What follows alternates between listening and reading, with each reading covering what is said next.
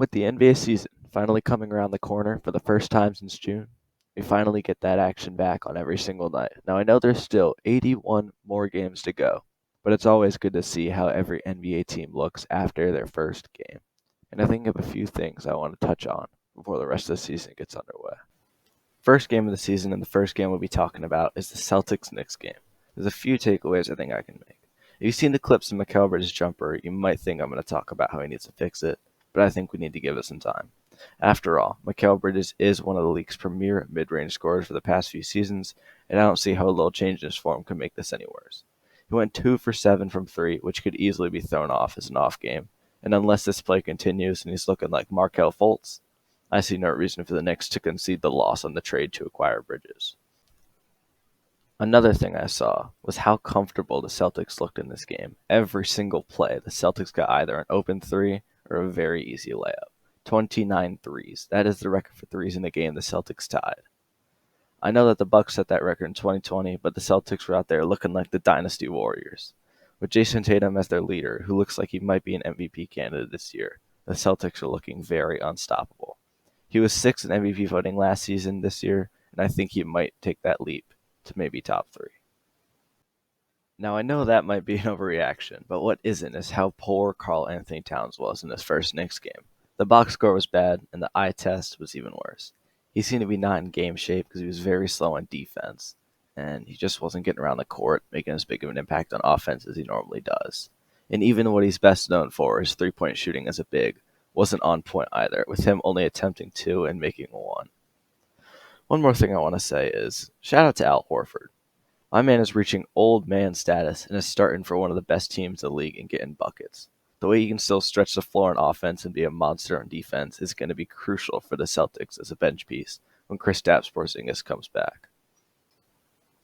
So yeah, this happened.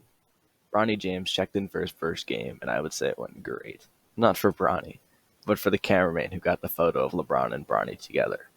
Bronny only played for 2 minutes in the second quarter. He went 0 for 2 with one rebound. LeBron, on the other hand, was also kind of cold.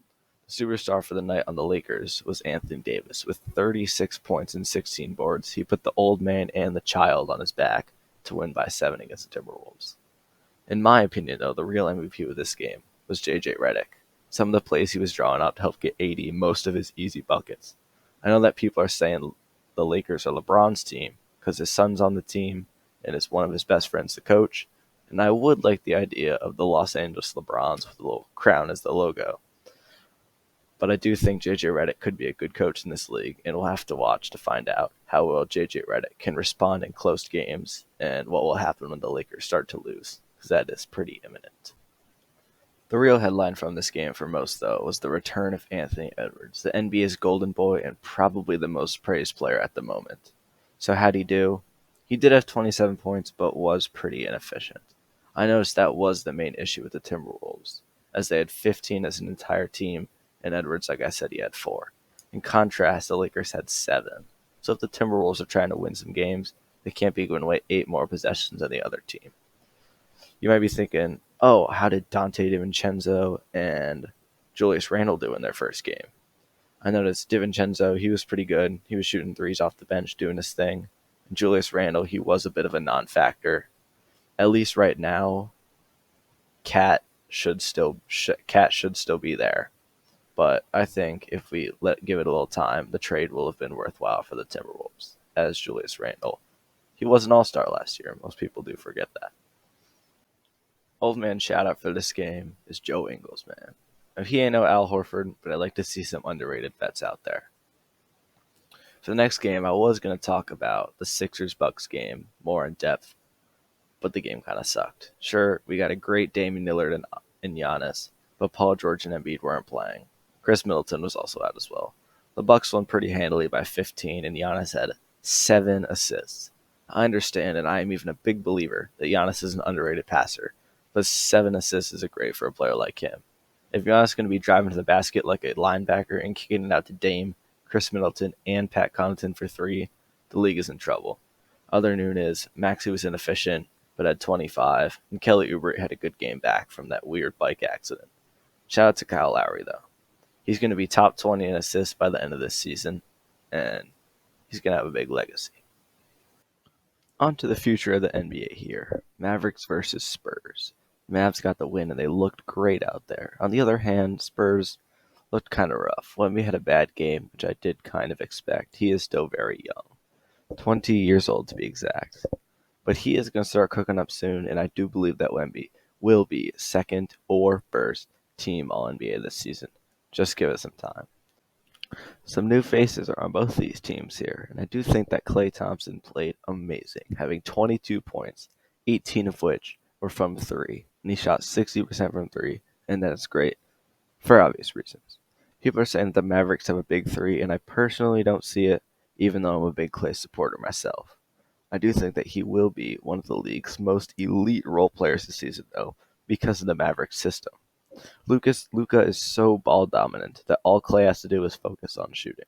I believe so much that we're going to see some Klay games where he takes 0 dribbles and still has 20 plus points, just because Luka controls the offense, throws a pass, and Klay's there for the open look.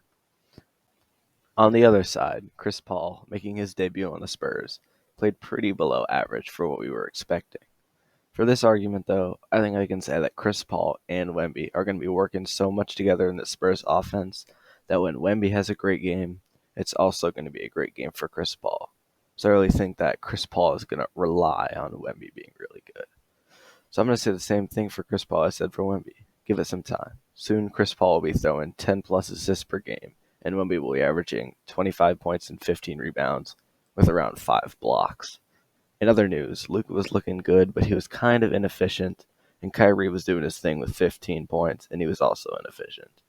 Jeremy Sohan came out of nowhere and had a nice and efficient 18, with pretty good marks from free throw line for his standard.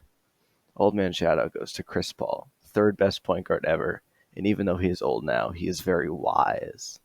He's also going to be second in assists all time. Now Nuggets Thunder was a pretty weird game. The box score said the Thunder won, and I do firmly believe the Thunder are a better team than the Nuggets. But the reason Nuggets lost this is because of their bench.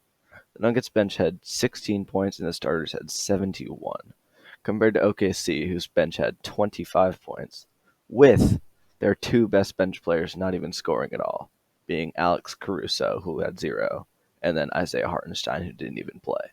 Expect that number to be around 45 once the season really gets going. SGA and Chet both had big games with 28 for Shea and 25 for Chet. Both were efficient and looked pretty much unguardable by the defenders on Denver. Jokic also played well with a triple-double. He did only have 16, but he did play well. The Nuggets starters who played badly were Jamal Murray and Michael Porter Jr. Jamal Murray had an inefficient 12, and MPJ had an inefficient 15. The newcomers for both these teams played pretty poorly. Caruso had 0 points and 6 boards, but he did play with that same dog mentality he always plays with, playing very well on defense. Russell Westbrook did what Russell Westbrook does and went 2 for 10 and had 6 points. I don't know why the Nuggets got him. He's old, can't shoot, and the reason they got him is for his passing, which isn't even that good. I'm not sure why Jokic specifically asked him to be on the team, but ask him, not me. Aaron Wiggins dropped 15, sort of out of nowhere, going 7 from 9. An old man shout out this game goes to DeAndre Jordan. He didn't play, but I'm mentioning him because he was on my favorite team ever, which is the Lob City Clippers. The NBA season is always the best time of the year, and I can't wait to see how every team does going forward throughout the season. My prediction now is that the Celtics win the chip, but we'll have to wait and see. Make sure to like the video and subscribe. This is my first vid, so show me some love. Peace out. And remember, a 2 is good, but the 3 ball is better.